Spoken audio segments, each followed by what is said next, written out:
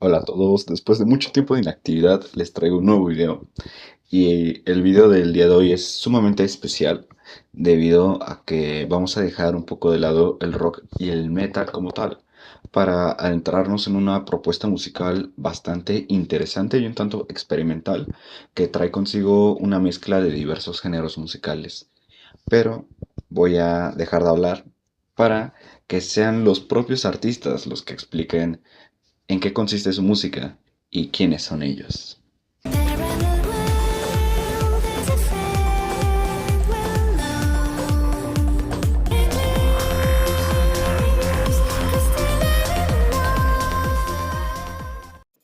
First of all, I would like you to introduce yourselves and tell us a little about who you are and what you do. Okay. So I'm Jarko. I'm a music producer, composer, and audio engineer based in Los Angeles, and co-founder of AURAQL. Yeah. I am Alia Faye. I'm a singer, flutist, also a music producer and composer. I'm also a co-founder of AURAQL.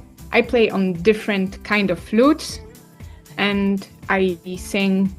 My style is mostly inspired by Eastern European, Middle Eastern vocal styles and opera styles. Yeah, and beyond that, I'm a cyborg and she's a fairy. Yeah. Why did you choose the name AURAQL? Oh, yeah, it's kind of a long story. Yeah. So at the beginning, because I have my solo project and Alia has her solo project as well, and at the beginning we performed as Jarko and Alia, Yes. but then we decided to create something like beyond us. So yeah, you can tell maybe about the name more. Yeah, we performed as Jarko and Alia, like as a duo as us, but then we thought maybe we can like join our forces together and create a new entity, like a new concept, new project. And this is how AURAQL was born. And we were always about like mysticism, something like dark and hidden at some point. So AURAQL is like, it spells like aura and QL, and in my mind, she represents more of aura because she is like symmetrical fairy, like Magical being. like organic and everything, and QL is more, it's kind of my part because it's like asymmetrical, a little bit like And you like, to like maybe not destroy things, but kind of like I don't know, how do you say it? Like asymmetry, destruction. I'm more like asymmetry, like a glitch at some point. I don't know. Like questioning the status quo, also. Yeah. So I'm like chaos here, and she is balance, and this is all. Like the whole project is about it's kind of like yin yang, like the concept of yin yang, where with two opposite forces kind of merging our powers together and creating something new. So Sounds like characters, and I want to know, do the characters in this project have any history? Our characters, like Jarko the cyborg and Alia Faye is me. So our origin of story is kind of like Jarko has been developed as a program, but he glitched out and he became like a person, kind of like his own entity. He was like a hacker computer program that came to life.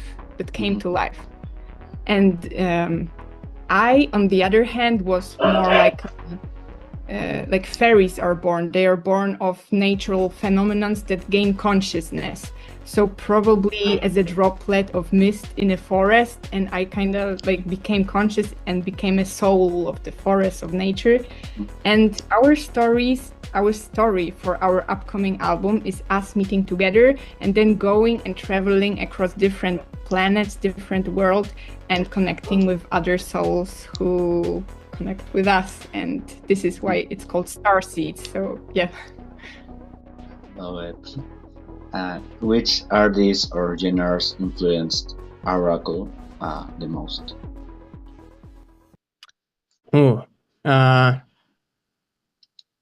At some point, I think we came like from metal background. We both came from like different worlds at some point. Yeah. She is like classically trained musician, flutist, and I was mostly like self-taught guy from like underground metal scene, from like experimental music, electronic like synthesizers, like this kind of stuff. So yeah, and the AURAQL is a collapse of those both worlds. Yes, we also started. I played for a long time in a metal band. I turned across it with like in Europe. I played folk metal, pagan metal from Poland. Jarko played in metalcore bands, so a little bit different genres. Yeah, I mean, even before like my metal experience, I was producing like electronic music. But yeah, I've been in like several metal bands as a guitarist and like a singer, and then I started producing my own stuff and like, you know, producing music for other people. And yeah, so what else I can tell? AURAQL is about those two different words. And as for artists that kind of like inspire us right now, I would tell probably, I mean, my biggest inspiration, I don't know, from childhood, I really liked Enya when I was a kid. I also like Lord of the Rings. Obviously, it was like one of my biggest fandom that I kind of like belong to.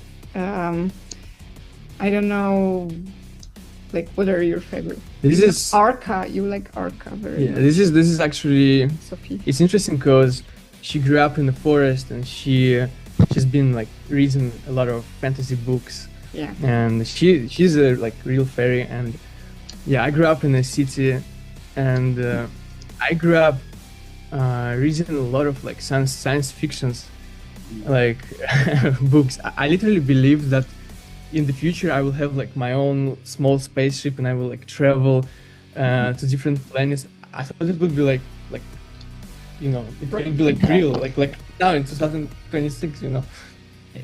I'm disappointed, low-key, but yeah. And about inspirations, for me, I'm always looking for something that can like satisfy me, that can be like something like unpredictable and experimental. So it's really hard to tell, because my last year I spent listening a lot of classical music, for example. Thanks for me. Yeah, thanks for her also, but she also covered a lot of cool stuff while my journey. But I think originally I was mostly into like metal music, and then I explored like a lot of experimental scene. I like Aphex Twin, Arca, Sophie, Björk.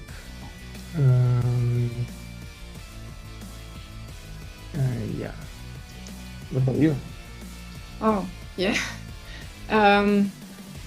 Oh, wow. I also started listening to, actually in my high school, I listened to a lot of like goth music. Like I was a goth kid in high school. So also like symphonic metal, like, I don't know, Within Temptation, Epica, or even like older, more niche bands like The Sins of Thy Beloved or Theater of Tragedy.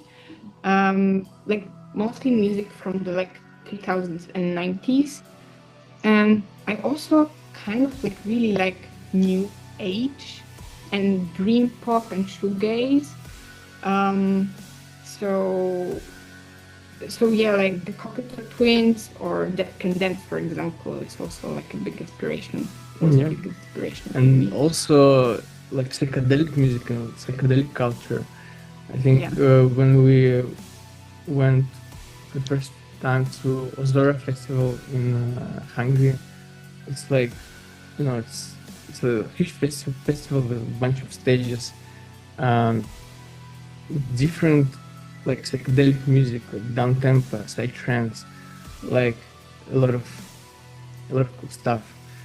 I think it's also a big inspiration from both of us. Yeah, that's true. The electronic psychedelics scene is really. I think it's probably a little bit bigger in Europe than here in the US, but yeah, it also has been a big inspiration in our music. Maybe we are not playing strictly psytrance or psy chill music, but it has a big influence on us also.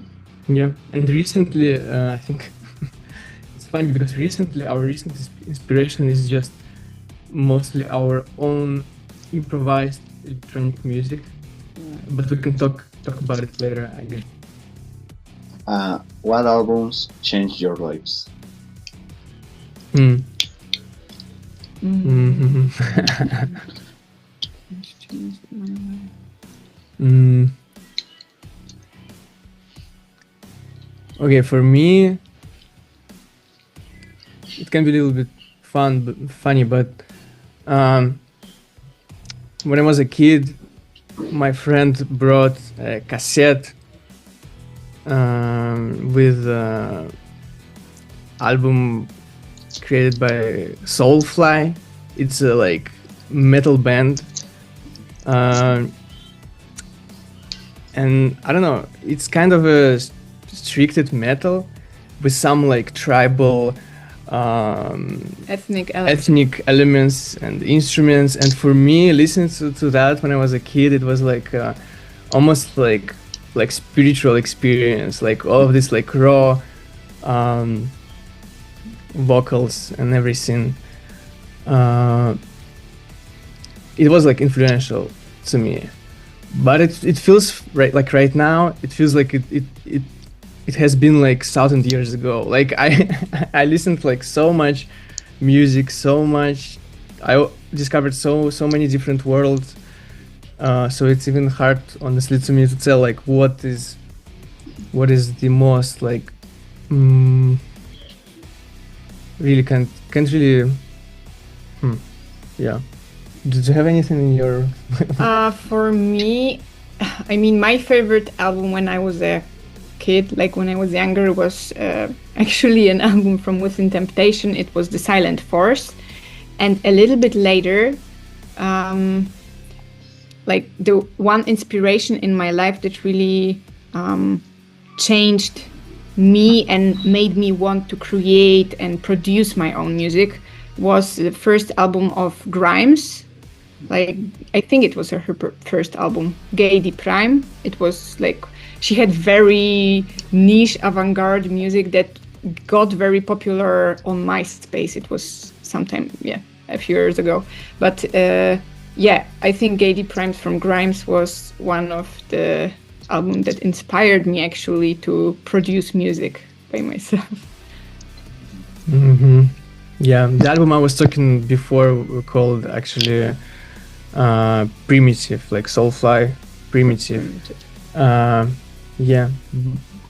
You heard a lot of music and you have a lot of experience in the industry, and I want to know all of his music is complex, and what is the how is the creative process?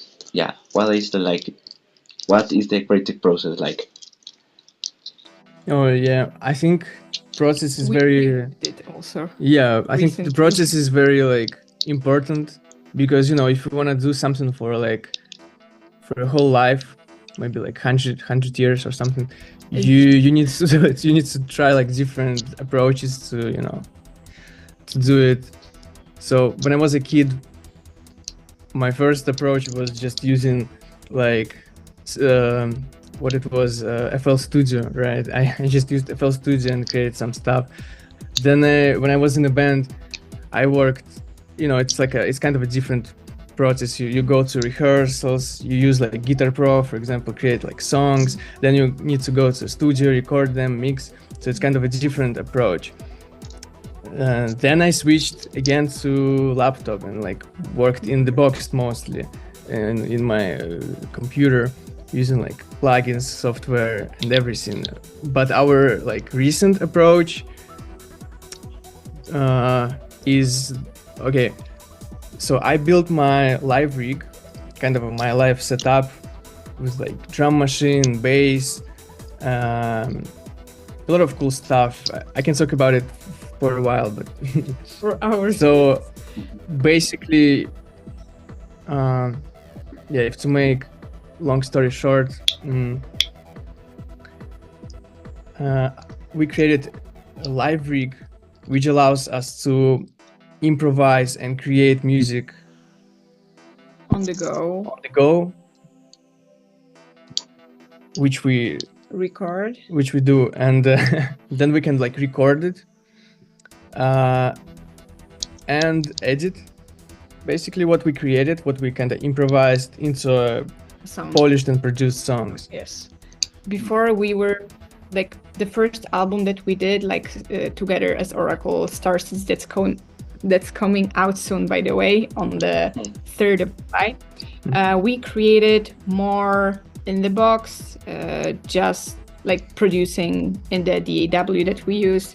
And we recorded also a bunch of like live percussions, like flutes, hang drum. So it's a kind of a hybrid production where we use some synthesized sounds along with organic recorded sounds. We also used some sounds of a river in Podgórzyn in Poland. So but now we create new stuff using basically more like live approach. Basically we just creating it on fly. We just jam, improvise, and a cool motif happens, and then Jarko just can record it. He has all the tracks separately, and then we just like polish and produce it in the DAW that we have. So it's a more live approach now, I think. How do you balance organic instruments and electronic production?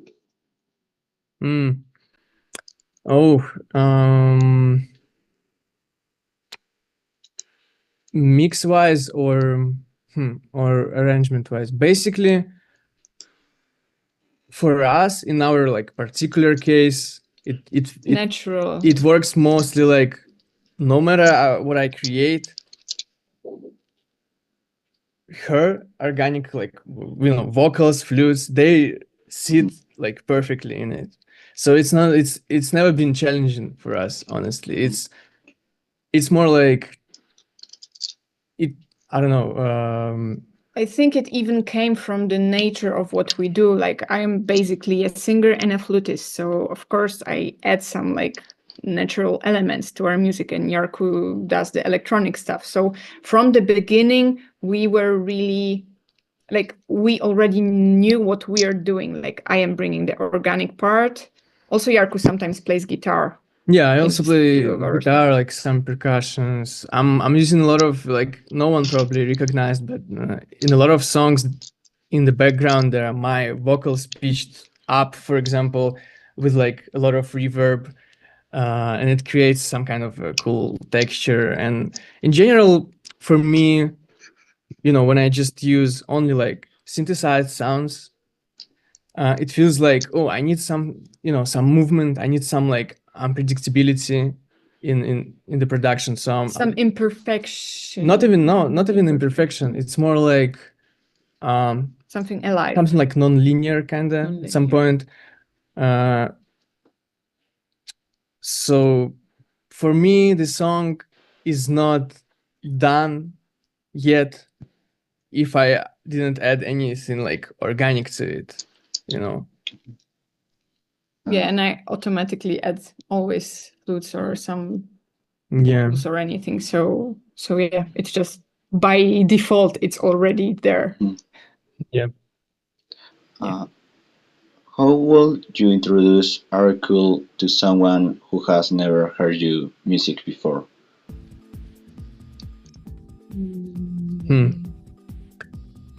I think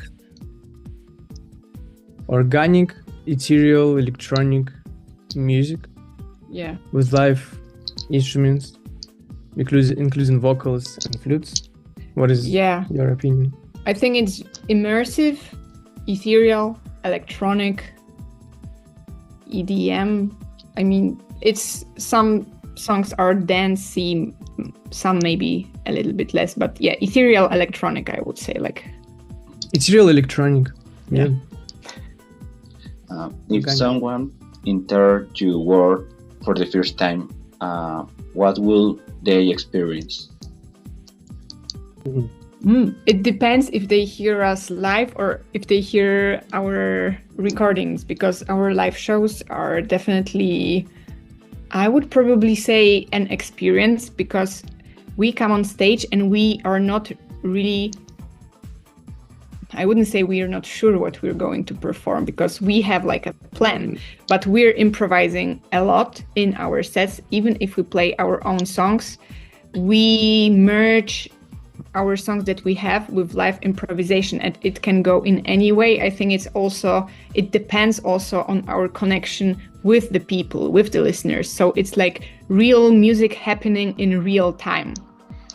Yeah. And we had like different, feedback. Some people, they were in a trance. They were like just like whoa, and some people, like one friend of us, she said that it was like a emotional experience for her. So she had to like sleep on the next day until like 4 p.m. or something like this. So it's different, Yeah. I think definitely it's something immersive, like an immersive experiences, our live shows. And we also play sometimes live shows just with fully improvised sets, where we really like don't have anything to prepared. I'm just playing some chords and she's doing some vocals, and whoa, it happens just right now. So it's kind of cool. Yeah, you use looping, like a loop station. Yeah, live looping. Yes, so we can just create a whole song just in the moment on the show. So I think it's kind of like a journey. It's both a journey for us as the musicians and for people who come to our concert, because no one knows who will happen. And I think it's kind of exciting. Yeah, but our current show, just to clarify, is a hybrid between our already released songs, existing songs, among with improvised sections. In between. Your performance seems very immersive and theatrical. How important is the visual aspect? I think it's very important. Yeah. And I didn't know how much it's important before, because for me, I think I'm very like sensitive for music, for sound. Mm-hmm. But I think now it's not just about the music, it's about like building a world. So you need to use like visuals, to kind of express your world, you know, Yeah, I in think the best possible way. today music is, yeah, like Jarkko said, it's a kind of process of building your own world. It incorporates music as well as visuals and everything, lighting. So we're trying now for our live shows to incorporate more of our vision and our world, so we can build a better immersive experience for people. So it's both visually and sonically attractive for the listeners. Yeah. Your music feels like escapades in the best way possible. Do you think fantasy and imagination are important today? I think it's very important, specifically today, because you know, I mean, it always been important, but now, like, I think it helps us probably to be more open-minded, and being more open-minded is also very useful in our physical world here, because it makes us, like, it gives us the ability to see different things from different perspectives, which I think is a very nice and useful skill, because there we can communicate with people better. And for me personally, the ability to be able to understand other people, to understand things that are happening to them, it's very very important, because it's the way that we connect with each other as humans.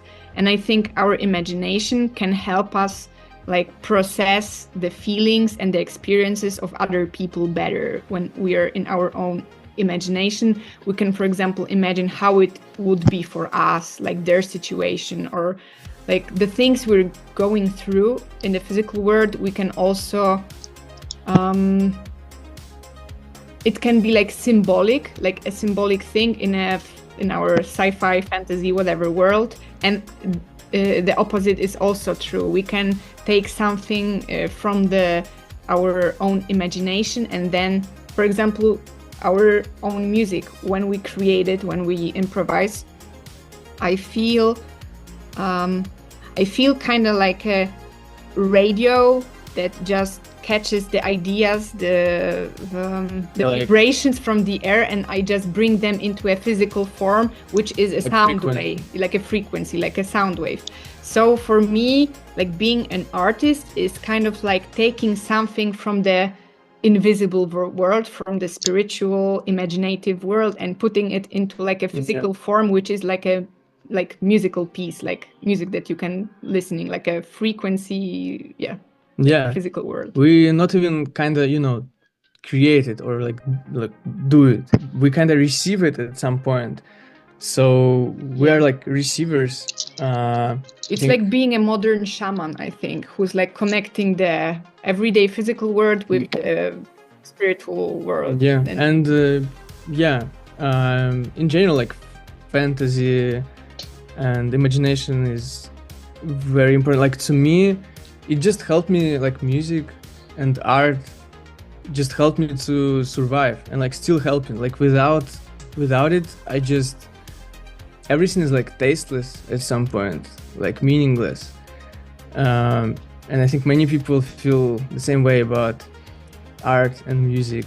And for me, and I think for Alia as well, my second special interest after music and like video editing was anime and like Japanese culture.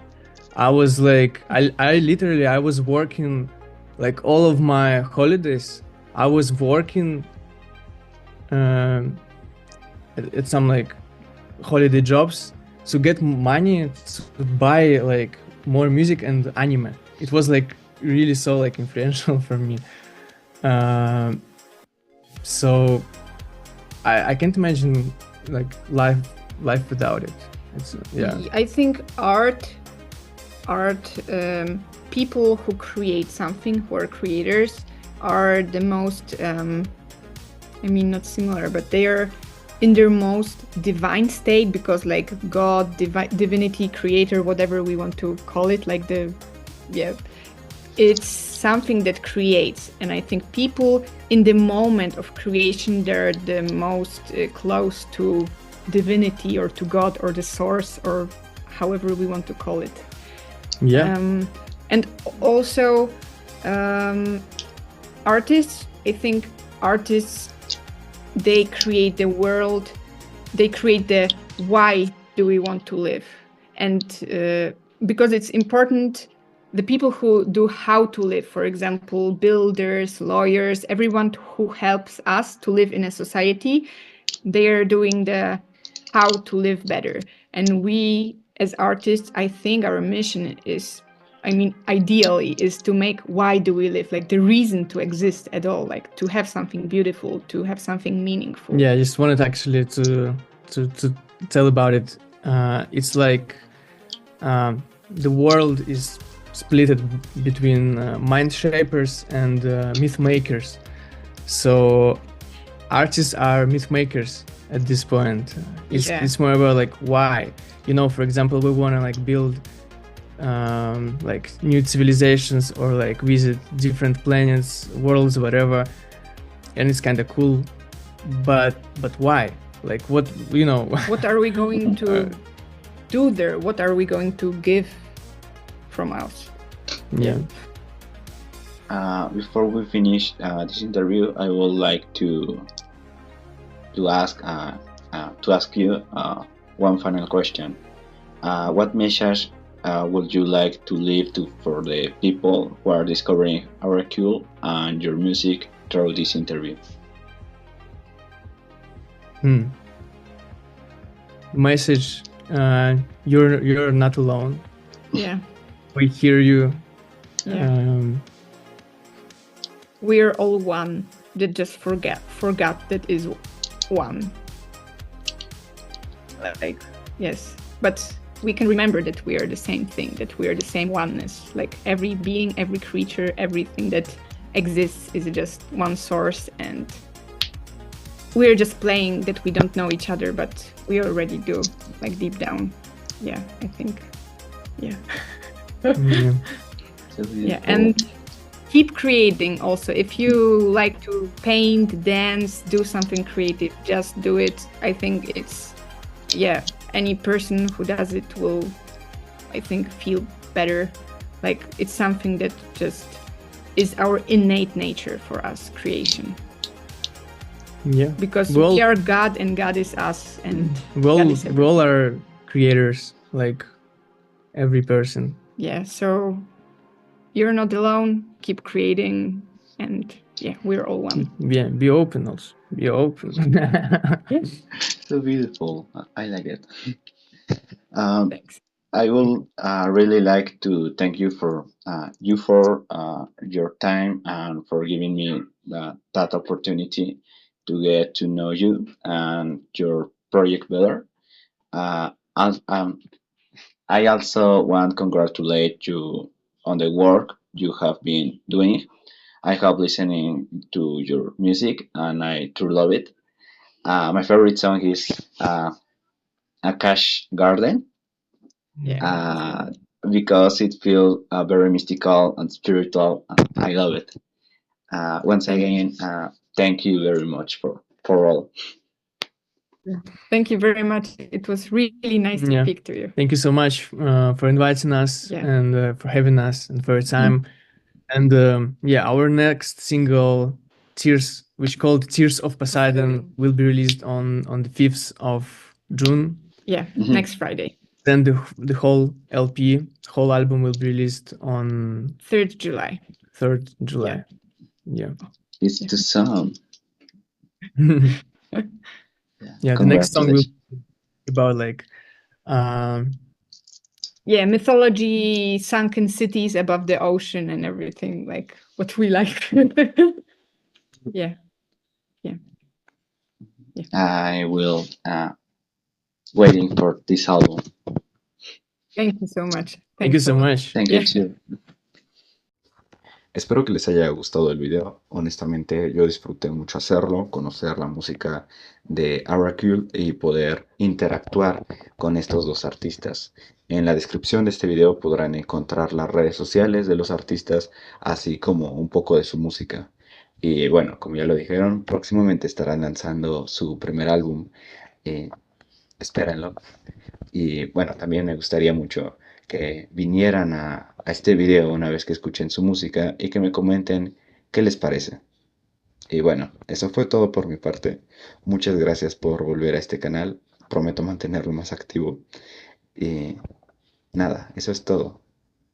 Los veo en un próximo video.